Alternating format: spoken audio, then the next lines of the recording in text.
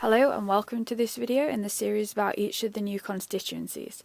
For this video we'll look at one of the new constituencies in the Eastern region. In this short video we will look at the details on the new constituency, how this new one is formed, the previous results, the 2019 results, current candidates, and make predictions with different levels of how bad of a day it might be for the Conservatives. Please comment below for anything you'd like to see and subscribe to our channel to see new updates that we'll do and discussion videos as the election gets closer. There are lots of changes with boundaries in the next election, so we're going to give a quick overview of how the boundaries are changing and how it's going to affect each seat. Only 65 seats, or 10% of the seats, are staying the same, so here we're going to compare how the new seat compares to the main one that is replacing. There are some huge changes, such as the City of Chester, which now has 2 seats, but some seats are being completely dissolved, with populations moved to neighbouring seats. So why are the boundaries changing? Every so often there are boundary changes to represent the current population movements. Some of them are based on land, without any population, and some of them are just because of population, for example new housing estates. 2021 was the census year, which has helped inform these changes. The last major change in the boundaries was 2010. Now let's look at some of the details about the constituency. There are 8 regions in England, with Scotland, Wales and Northern Ireland on a country basis. There are 32 seats in Wales, 57 in Scotland, 18 in Northern Ireland and an average of 60 in each of the English regions. The population can vary hugely. The highest is nearly 152,000, which is in Birmingham Ladywood, while the lowest is less than 27,000, which is in the Western Isles of Scotland, which also has the lowest electorate at 21,000. The average population is 103,000 and the average electorate is 73,000.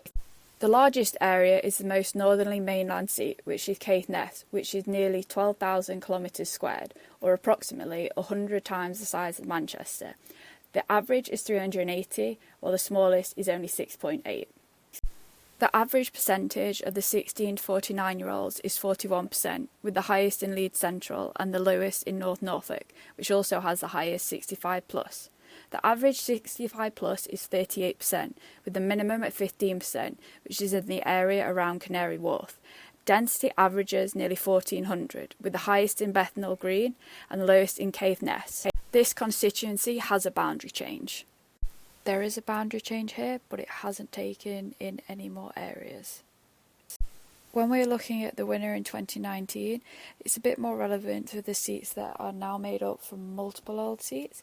Nevertheless, this is the result from 2019, with the winner and whether the seat was held or it changed.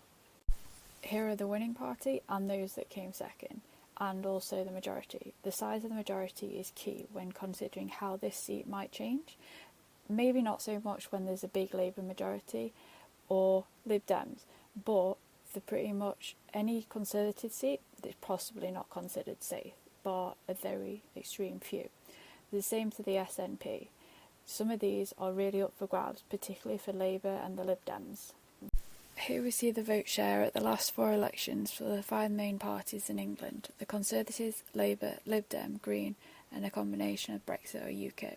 The Brexit UKIP vote was distorted in some constituencies in 2019 because if they were held by the Conservatives in 2017, they didn't stand against them.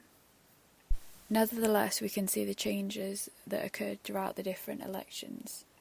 This is a list of candidates that are on the ballot paper for this constituency. This is now a finalised list as the deadline to register as a candidate has passed. In these forecasts, we expect the seat to remain the same. Thank you for watching this video. We hope you learned a lot about the new constituencies. Please subscribe to our YouTube channel, follow us on Instagram and Twitter.